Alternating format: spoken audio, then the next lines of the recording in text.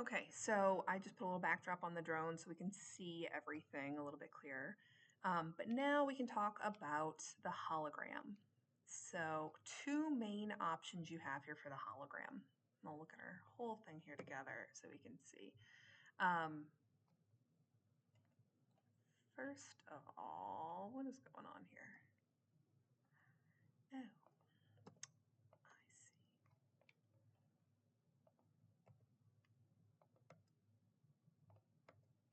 Oh, it did not like this plus. So if your drone image did what mine just did, totally fine. It looks fine here, but it basically is taking this image, which made that super look like solid white alpha from that transform, and it's just sticking it on top. So, I mean, you'd figure that out pretty quick if you got to this point and your image looked like this. But the easy solution is if you ever have something like this, go into your merge, this one, the plus one that we're doing where we're putting the glow over the drone, and just basically do this. Use uncheck under the output alpha, because we are basically saying we just want the stuff in the RGB, we don't want the alpha. And then it'll still add that glow without messing with your alpha. Okay, so let's pretend, here I'm just gonna like steal some of my color corrections that I had over here. Let's say,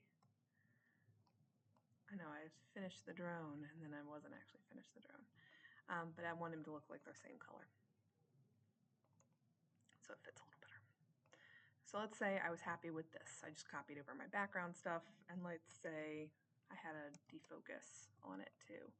Actually, I want my defocus down here because it has glows. Defocuses are usually the last thing you do, along with like glows. But this is the same amount I have on the background. I'm just going to cut this even lower. And I don't think I mentioned this from in class. I did. But a defocus works just like a blur. It's just a little more cinematic. So you'll see people a lot of times use defocuses over blurs. But blur has a nice hotkey of B, so it's easy to use. So I use blurs for a lot. But defocus is good for a little more cinematic look.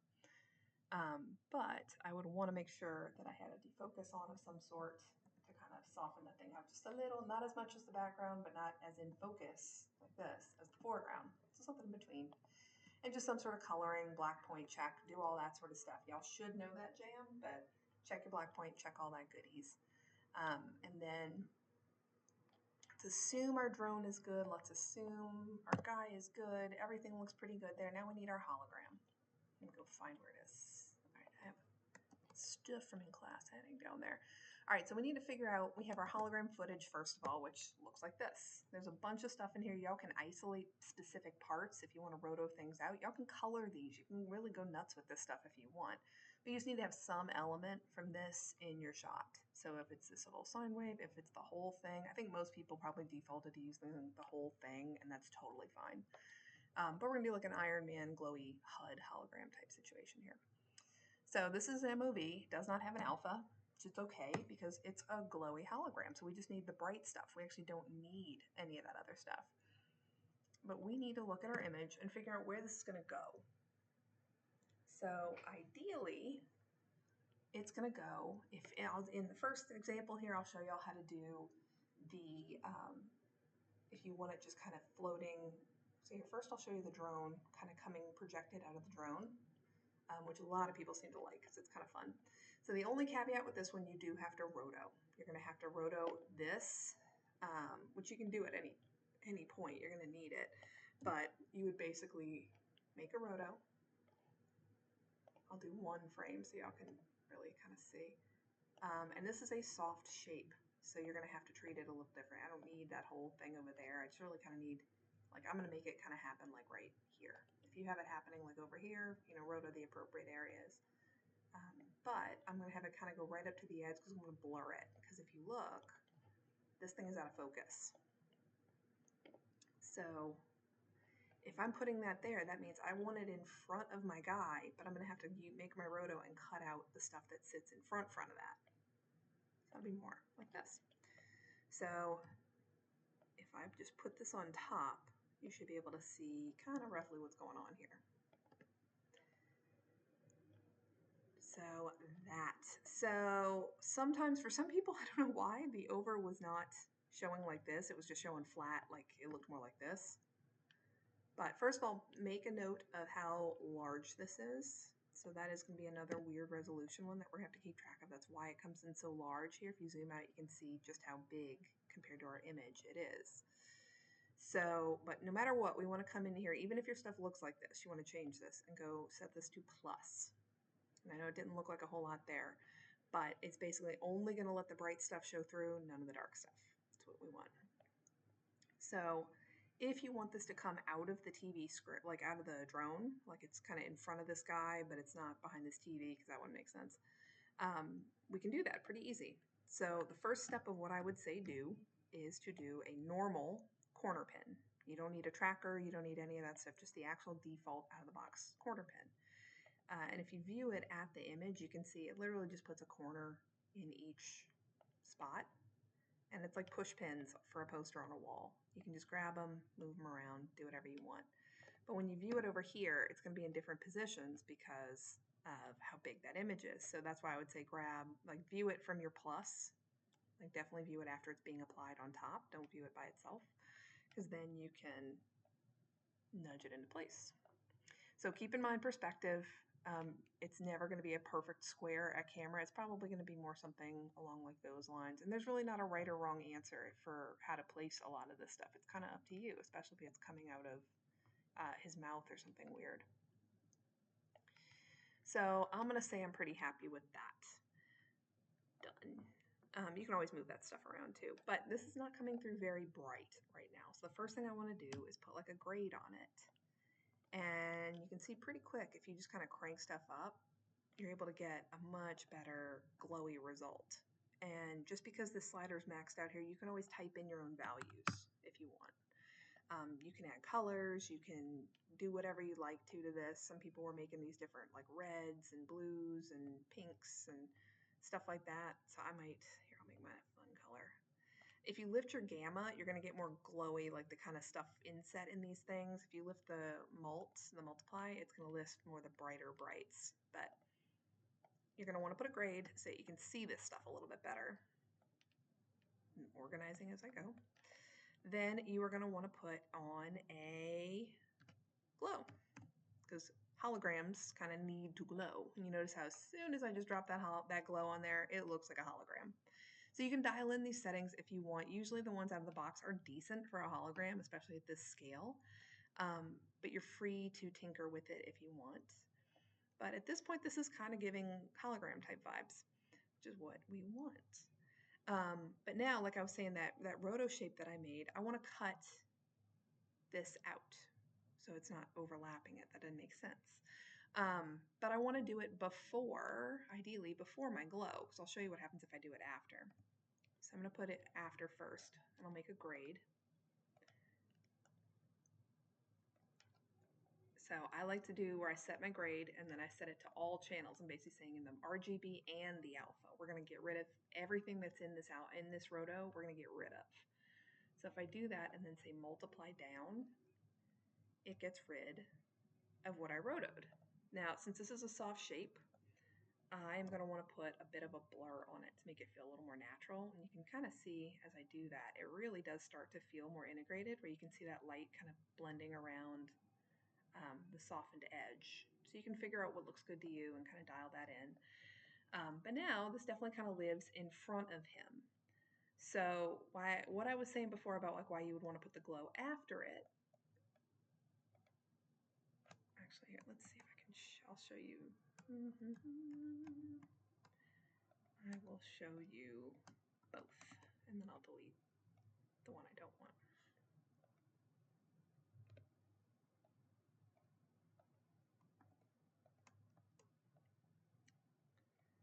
Okay, so if I'm looking at like this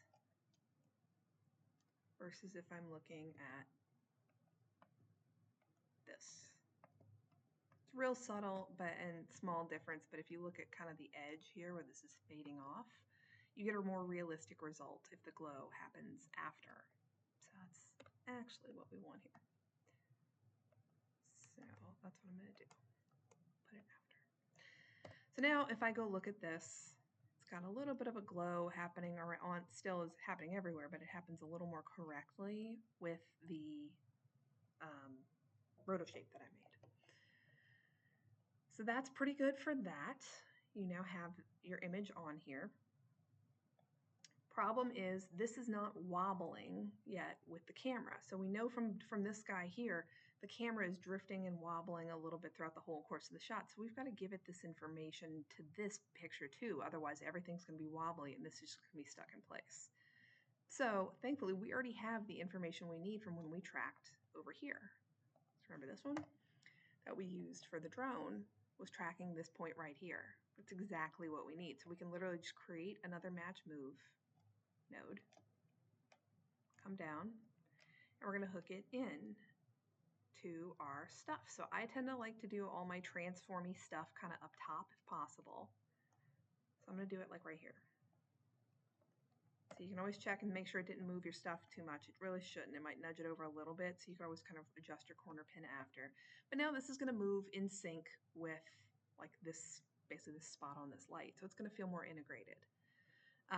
If you wanted to just have your hologram kind of appear on screen like that, you totally, could. You could literally like animate this coming on like this with the mix, and that would be a good hologram. It would be moving, it would be doing its thing, everything would be great.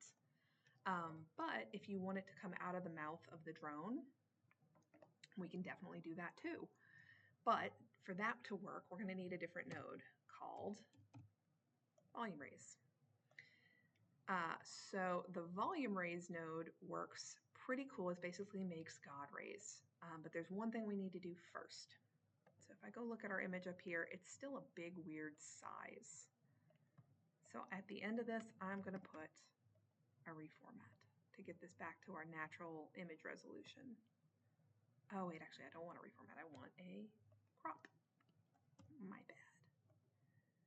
So we want to crop, but you want to make sure, just in case when you drop this in here, that it is set to your project resolution. Sometimes it doesn't. I don't know why sometimes it does, sometimes it doesn't, but 2048 by 1080.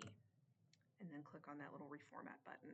And you'll see nothing actually happened here in my image, but if you actually go look at the image itself, a lot does happen. So it's making it all live in the right world, which is what we're actually going to need for this one. So if I hook my VolumeRays into the bottom of this, what I just made, and view it, looks like nothing. But if I open it up, it has this little volume position slider down here. If you move it around pretty quick, you can see kind of what it does. It's basically shining a flashlight through a stencil. Anything black is solid. Anything white is what it sees through, which I know is kind of opposite of masks, basically. So the way you would do this, the way this tool works for anybody who wants to play with this, first thing you always want to do when you come in here is change this quality to very high. Because see, that smooths all this out. There's really no reason never to change that. And it shouldn't cause strain on your machine or anything like that. The other thing is, and it helps to actually put this, like apply this before you play with this. So I need to have another merge into my stream, and I need a plus. So I'm just going to steal this one there. Otherwise you can make a merge and just change the settings to a plus. But you can kind of see what this is doing. That's not really what I want. But if I move this up to like where the mouth is, still not really what I want. Right idea, but I want it to come out of the mouth of the drone. So there's a weird setting. I don't know why this is like this, but it's a nice setting. That there's this ray length slider here that if you kind of tighten up on it, you can see it makes it just shorter or longer. But if you set it to 0, it inverts it. Only 0. If I had any bit of value to this,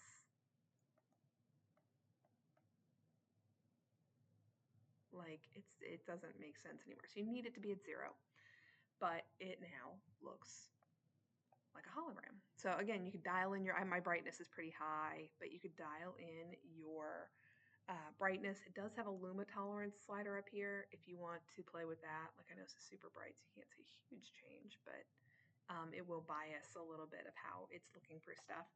The other one you might have to fiddle with is this one down here called radial size. If I crank this up, you can see we start to see a lot more of the image. which is good. You can still get some of these striations if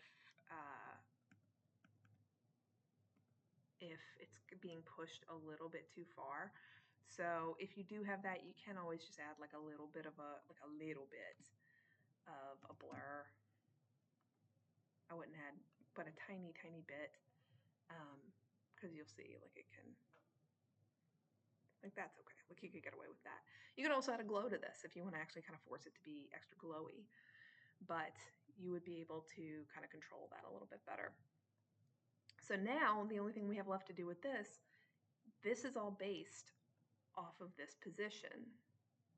So we need our drone data for like basically where this little circle is to be what this is talking to. And if you look, this volumetric center right here is what it's looking for, is that XY value. So we can pretty easily go get an XY value from our drone. So if you broke apart and did kind of this whole thing, isolated the mouth and got it on its own, this is all we need. This is perfect for pulling a track, but we get to pull another track. Yeah, I love trackers. So I'm gonna hook this in here to this pre-mult so I can basically just see this little circle. Does real good when you give it just a plain circle. But actually for this one, I forgot about this. For this footage, your best bet's to go to the last frame to pull your track on it, because the drone starts off camera and it flies over. So we can work it in reverse. You're not going to be able to get the whole thing. It turns away from camera at one point. So don't expect to get the whole thing. And plus, you know, for it to be pointing towards the guy to project a hologram, you'd actually want it more facing you. So it's going to come on at some point. You're not going to be able to have just like the drone flying with a hologram in front of it the whole time. So just, you know, be mindful. But I'm gonna make my thing a little bit bigger, and I'm basically just gonna center it on my thing. Doesn't have to be perfect. You can see in the closer view, it's pretty simple what it's gonna be doing. And with nothing else here, it's gonna have a piece of cake time. But I'm gonna turn on predict track, translate every frame, and then I'm gonna play this in reverse. And look at how lovely it sticks.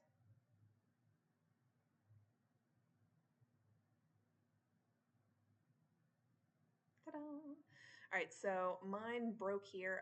If you want it any farther than this, you can reposition it and kind of, you know, try again. But for me, for what I'm doing now, that's probably fine. I'm going to do actually, I don't even need to do the transform match move. I don't know what I'm doing there. We just need this. So anybody who used the flare node last project got to kind of tinker with this. But this is just the XY value of literally where this little crosshair is. So we need these points because that's what we need to put in that other node. So if you right click on the name and say copy animation, it'll copy every frame the position of that, which then we can go down to our VolumeRays. I'll go over here so you can see it. And click here and say paste absolute. Da, da, da, da, you have a drone with light coming out of it.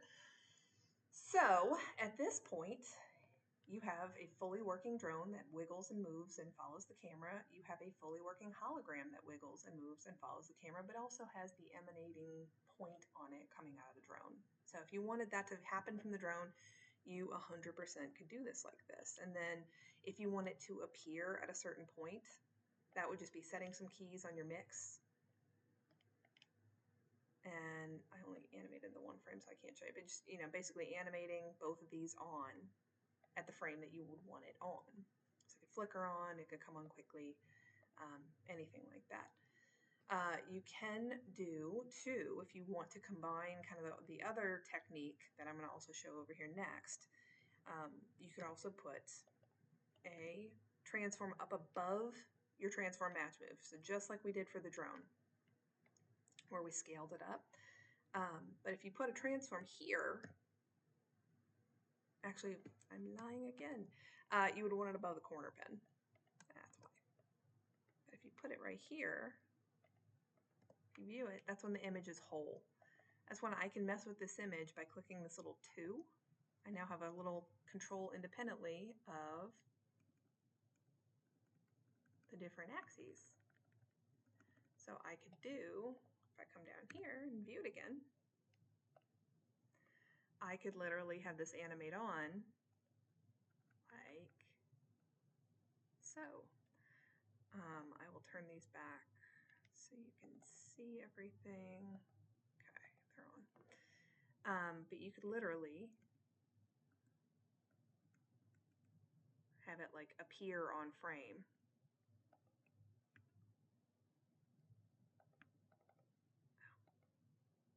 In the wrong spot. But you could literally have this appear on frame if you wanted to, like pew pew pew, and kind of like, you know, a very sci-fi sort of way to have an effect appear, and it works in both axes. So you could even kind of like have it come on small and then grow. Like there's a bunch of different things you could do. So way you can animate that on. But this is how you would approach having the drone create your hologram. So next I will show how to do the more just kind of free floating hologram effect on here.